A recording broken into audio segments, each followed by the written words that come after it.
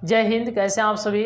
उम्मीद है कि स्वस्थ होंगे, मस्त होंगे और जहाँ भी होंगे अपने कामों में व्यस्त होंगे। तो जैसे कि आप सभी लोगों को मालूम है और ये बहुत ही खुशी की बात है कि हम लोगों ने जो है 2025 को एक अच्छे तरीके से पूरे सिस्टमेटिक वे से जो है पूरे बेहतरीन तरीके से 2025 में, यानी अभी तो 2025 ही चल रहा है, तो जितने भी लोग जो हैं 2025 के एग्ज़ाम्स देने वाले थे इंटरमीडिएट का, और जो है बात करें तो मैट्रिक का भी, तो लेकिन आज के क्लास में हम लोग विशेष जो है इंटर के लिए बात करेंगे। तो जितने भी लोग जो है 2025 में एग्ज़ाम्स देने वाले थे उनका जो है अच्छे तरीके से हम लोगों ने पूरा साथ दिया लास्ट एग्ज़ाम के लास्ट दिन तक, और इस तरीके से जो है हर एक क्लास को जो है हम लोग लेकर के आते रहे।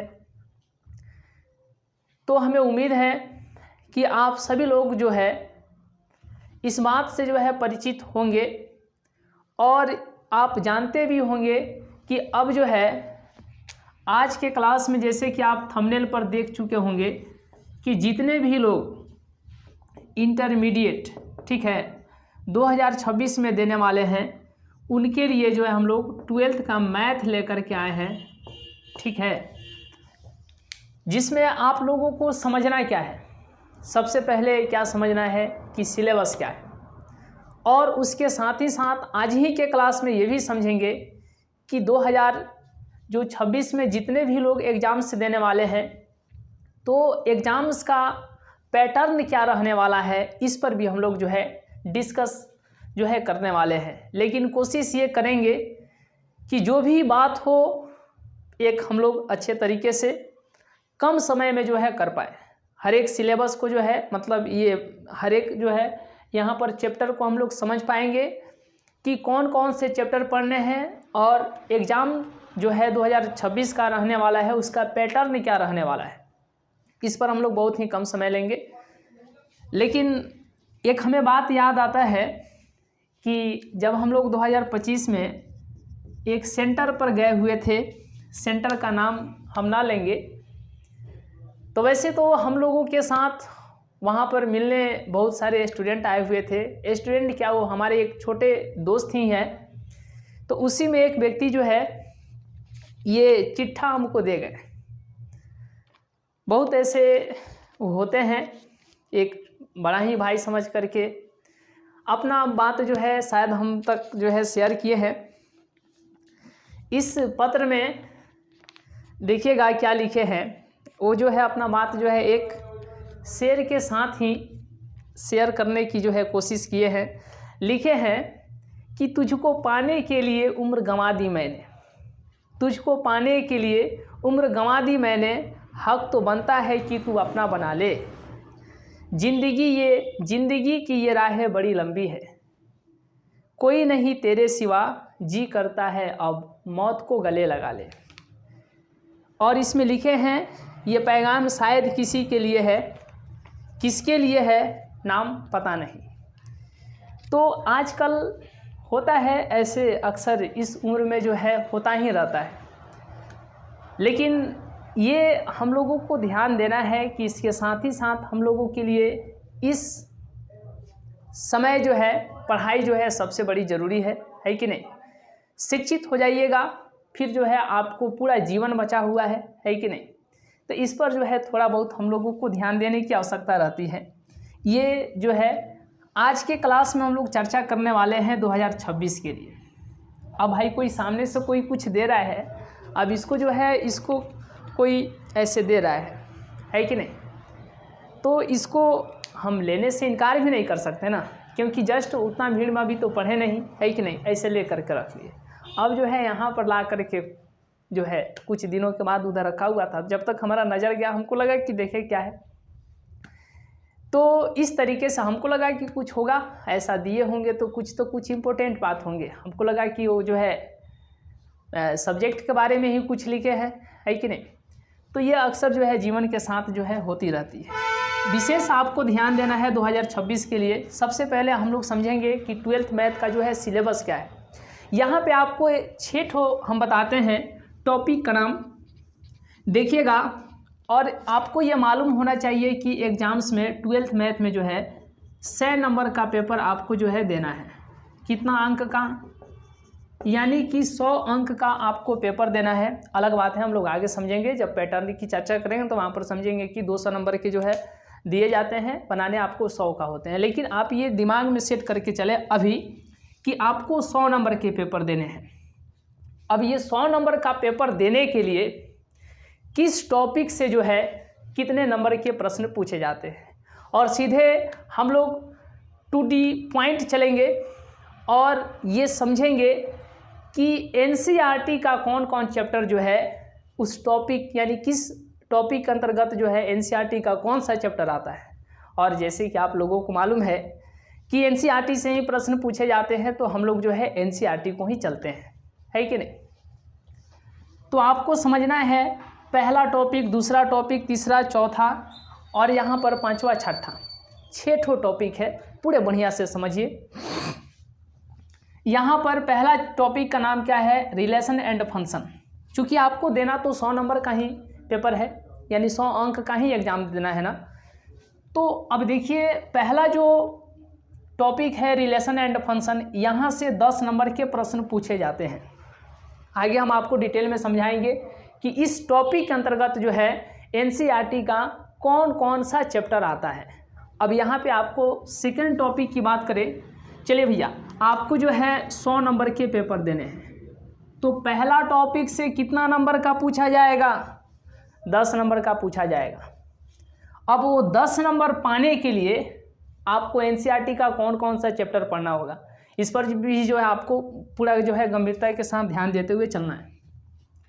सेकेंड टॉपिक है अलजेब्रा। यहाँ से लगभग 13 नंबर के अप्रोक्स में ही सब हम बोल रहे हैं, जैसे 10 कर रहे हैं तो अप्रोक्स लगभग में आपको सब मान करके चलना है।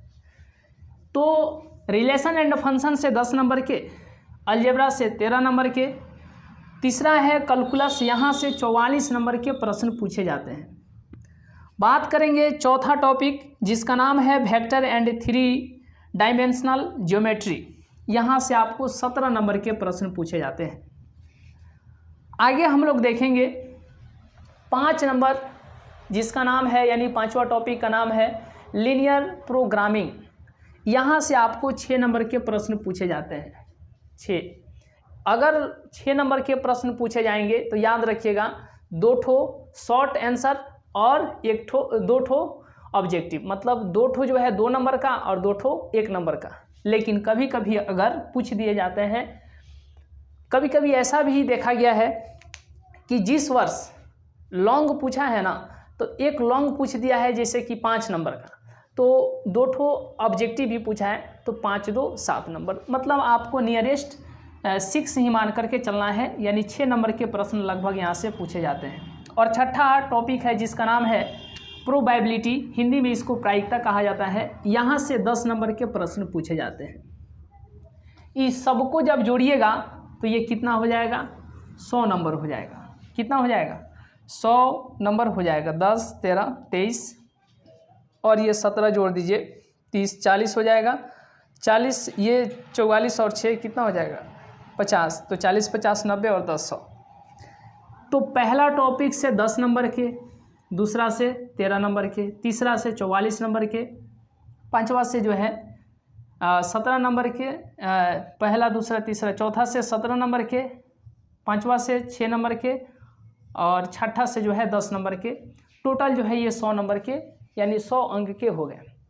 अब आप कहिएगा कि सिर्फ आप इसी को पढ़ा दीजिए कैलकुलस को, क्योंकि यहाँ से 44 नंबर के प्रश्न पूछे जाते हैं, ठीक है। लेकिन इसको पढ़ने के लिए आपको अलग अलग जो है चैप्टर्स भी पढ़ने होते हैं।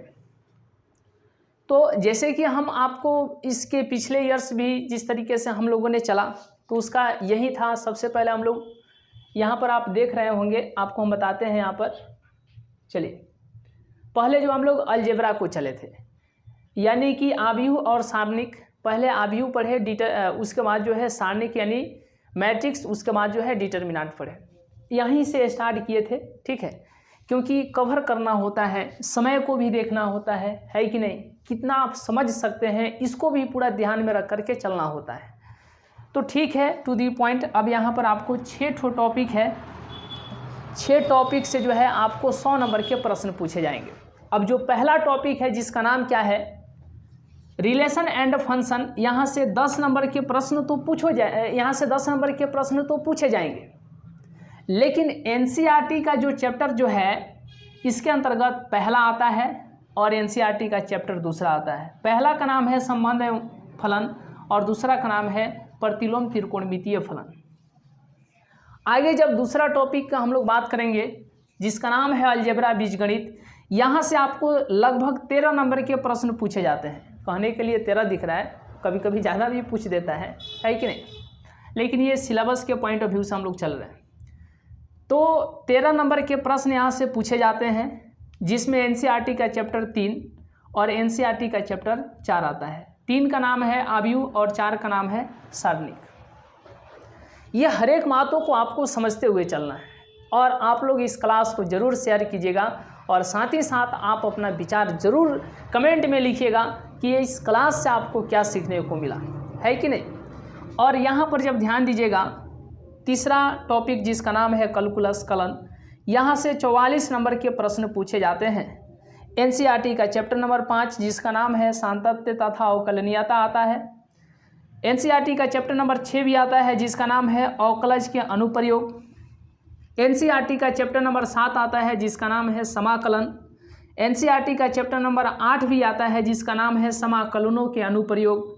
एनसीईआरटी का चैप्टर नंबर 9 भी आता है जिसका नाम है अवकल समीकरण। तो ये जो है इन सारे चैप्टर्स को मिला करके एक टॉपिक जिसका नाम है कैलकुलस, इतने नंबर के यानी 44 नंबर के यहाँ से प्रश्न पूछे जाते हैं।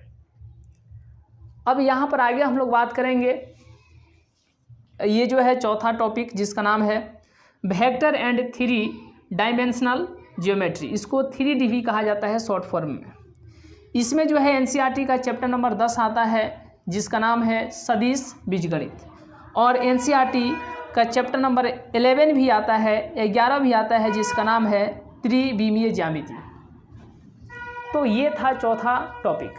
पांचवा जो टॉपिक है जिसका नाम है लीनियर प्रोग्रामिंग, यहाँ से 6 नंबर के प्रश्न पूछे जाते हैं जिसमें एनसीईआरटी का चैप्टर नंबर 12 आता है। और छठा है प्रोबेबिलिटी, यहाँ से 10 नंबर के प्रश्न पूछे जाते हैं जो कि एनसीईआरटी का चैप्टर नंबर 13 जो है इसके अंतर्गत आता है। और ये जो है इतना पढ़ने के बाद जो है आपका अच्छे तरीके से तैयारी होता है 12th क्लास का मैथ। आप जो है तब जा कर के बहुत ही अच्छे तरीके से आप एग्ज़ाम्स में लिख सकते हैं, हर एक प्रकार के सवाल को जो है बना सकते हैं। लेकिन आज ये पहला दिन है कि नहीं। 2000 जब हम लोग इसके पिछले साल की हम बात कर रहे हैं, 2025 में जब हम लोगों ने सिलेबस को स्टार्ट किया तो उस दिन भी हम यही बोले थे कि आज का पहला दिन है, एक दिन आएगा कि अंतिम दिन भी होगा। तो कोशिश आप कीजिए कि आप आज से ही जो है मेहनत कीजिए, छोटा छोटा क्लास जो है जो भी रहेगा आप सबसे पहले उसको कवर कीजिएगा, है कि नहीं। तो इस तरीके से और क्लास डेली कीजिए, भले आधा घंटा का ही कीजिए, 1 घंटा का क्लास है, आधा घंटा आज कर लिए, आधा घंटा कर डेली कीजिए। लेकिन ये कभी पहले तो सबसे पहले आपके अंदर ये रूटीन में सबसे पहले ये होना चाहिए कि हमें रोज़ पढ़ना है, थोड़ा थोड़ा पढ़ना है लेकिन डेली के डेली पढ़ना है, रोज़ का रोज़ पढ़ना है। तब जा कर के आप जो है एक सही और अच्छा स्टूडेंट्स जो है बन पाएंगे पढ़ाई में, तब जा कर के आप बहुत ज़्यादा तेज हो पाएंगे, है कि नहीं। तो इस तरीके से आप लोगों को हर एक बातों को समझ करके चलना है। ये आप लोग समझ गए होंगे तो आप इसका एक छोटा सा स्क्रीनशॉट ले लीजिए, थोड़ा साइड हो जाते हैं, एक छोटा सा स्क्रीनशॉट ले लीजिए। तो इस पर क्या है कि आप जो है एक सबसे पहले आज पहला दिन है तो हम आपसे यही रिक्वेस्ट कर सकते हैं कि आज जो है आप एक कॉपी लीजिए, मोटा सा कॉपी होना चाहिए जो कि मैथ के लिए हो, और आज से लेकर के जितना भी पढ़ाई हो रहा है आप उसमें लिखते चलिए, और जितना भी पढ़ाई हो रहा है आप लिखते चलिए। उसको एक तरीके से रफ कॉपी भी कह सकते हैं, है कि नहीं। ज़्यादा उसमें राइटिंग बनाने की कोई आवश्यकता नहीं है, टाइम के अनुसार आपको लिखना है कि नहीं। बस आप ये जो है पढ़ने आ जाना चाहिए, इतना फ्रेश ज़रूर लिखना है कि आप भी पढ़ सके और सामने वाला भी कोई देखे तो वो भी पढ़ सके, है कि नहीं। तो आप इसका स्क्रीनशॉट ले लिए होंगे। अब हम लोग बात करते हैं, चूँकि ये क्लास तो बहुत ही छोटा ही रखना है कि नहीं। अब आगे हम लोग बात करते हैं कि जो आप यहाँ पर पैटर्न के बारे में कमेंट कर भी रहे थे, यहाँ पर देखिए पैटर्न। तो पैटर्न का अनुमान जो है हम लोग 2025 यानी प्रीवियस ईयर्स के ही अनुसार हम लोग कर पाएंगे। तो पैटर्न आपको ये रहने वाला है कि 100 नंबर का जो है टोटल आपको एग्ज़ाम्स देना है कि नहीं। आपको एग्ज़ाम्स में 100 नंबर के प्रश्न को बनाना है, लेकिन आपको दिए जाएंगे कितने, आपको 200 नंबर के प्रश्न दिए जाएंगे, है कि नहीं। अब इसमें हम लोग बात करते हैं कि 50 ऑब्जेक्टिव बनाना है, 50 ऑब्जेक्टिव बनाना है, लेकिन आपको ऑब्जेक्टिव जो है दिए जाएंगे 100, ठीक है। और 50 नंबर का जो है आपको सब्जेक्टिव बनाना है, 50 नंबर का सब्जेक्टिव बनाना है, लेकिन दिए जाएंगे आपको 50 नंबर का सब्जेक्टिव बनाना है, लेकिन आपको दिए जाएंगे 100 नंबर के। ये तो है 50 गुणे 1, ठीक है, ख़त्म कहानी, इतना आपको बनाना है। आगे हम लोग बात करते हैं, ये सब्जेक्टिव जो है 2 पार्टों में डिवाइड हो जाता है। एक होता है शॉर्ट क्वेश्चन आंसर और एक होता है लॉन्ग। तो आपको देखिए यहाँ पर बनाना 15 क्वेश्चन है कि नहीं, लेकिन आपको दिए जाएंगे 30 क्वेश्चन। कितने? 30 क्वेश्चन दिए जाएंगे, 2 नंबरिया। बनाना है 15 क्वेश्चन 2 नंबरिया, लेकिन दिए जाएंगे आपको 30 क्वेश्चन 2 नंबरिया। आपको बनाना 15 ही है। यहाँ पर आपको बनाना है 4 क्वेश्चन 5 नंबरिया, लेकिन आपको दिए जाएंगे 8 क्वेश्चन 5 नंबरिया। समझ रहे हैं ना। तो इस तरीके से जब आप इस पर गौर कीजिएगा तो यहाँ से 30 अंक, ठीक है, और यहाँ से कितने 20 अंक, 30 20 50, यानी 50 का खेला ख़त्म। और यहाँ पर 50 ऑब्जेक्टिव बनाना है कि नहीं। तो 50 50 ये 100 जो है आपको हो गया, है कि नहीं, जो कि आपको 100 नंबर का बनाना था, 100 नंबर कंप्लीट। लेकिन आपको यहाँ पर दिए जाते हैं 100 नंबर के ऑब्जेक्टिव दिए जाते हैं, जिसमें आपको 50 ही बनाना होता है, ठीक है। तो 100 नंबर ये रख लीजिए, 50 नंबर के सब्जेक्टिव बनाना होता है और दिए जाते हैं आपको 100 नंबर के, ठीक है। तो ये 100 और ये 100 जोड़िएगा तो कितना हो जाएंगे 200। तो अब आपको यहाँ पर यही ध्यान देना है कि आपको 200 नंबर के पेपर होंगे, 200 नंबर के पेपर जो है क्वेश्चन दिए जाएंगे, 200 नंबर के क्वेश्चन दिए जाएंगे, लेकिन आपको बनाना कितना है 100 नंबर के। अब आप समझ गए होंगे, 50 के जगह पर 100 ऑब्जेक्टिव दिए जाएंगे, बनाना होगा आपको 50। यहाँ पर भी 50 के जगह पर 100 सब्जेक्टिव दिए जाएंगे, बनाना होगा 50 नंबर का, ठीक है। 30 क्वेश्चन दिए जाएंगे शॉर्ट क्वेश्चन आंसर, बनाना होगा 15। 8 लॉन्ग क्वेश्चन आंसर दिए जाएंगे, बनाना होगा 4। समझ गए इतना। तो इस तरीके से आप इस आज के क्लास में सिलेबस और पैटर्न को अच्छे तरीके से समझे होंगे। अब जो है हम लोग जो स्टार्ट करेंगे, तो सबसे पहले आपको ध्यान देना है अलजेब्रा को स्टार्ट करेंगे। नेक्स्ट जब हम लोग क्लास लाएंगे उसमें अलजेब्रा को स्टार्ट करेंगे, और जो है एनसीईआरटी पर चलेंगे। एनसीईआरटी का चैप्टर नंबर 3 जिसका नाम क्या है मैट्रिक्स को स्टार्ट करेंगे। तब उसके बाद जो है डिटर्मिनेंट को जो है हम लोग स्टार्ट करेंगे, है कि नहीं। तो आप लोग ज़रूर बताइएगा कि आज का क्लास कैसे रहा, और थोड़ा भी अगर आपको समझ में आया है तो आप इस क्लास को जो है शेयर कीजिए। प्लीज़ आपसे रिक्वेस्ट है कि आप इस क्लास को ज़्यादा से ज़्यादा शेयर करें। तो आज के क्लास में इतना ही, मिलेंगे हम लोग नेक्स्ट क्लास में, नेक्स्ट वीडियो में। तब तक के लिए बहुत बहुत धन्यवाद। डेली शाम को कितने बजे? डेली रात को 8 बजे। चलिए डेली रात को जो है 8 बजे आप लोग याद रखिएगा। बहुत बहुत धन्यवाद।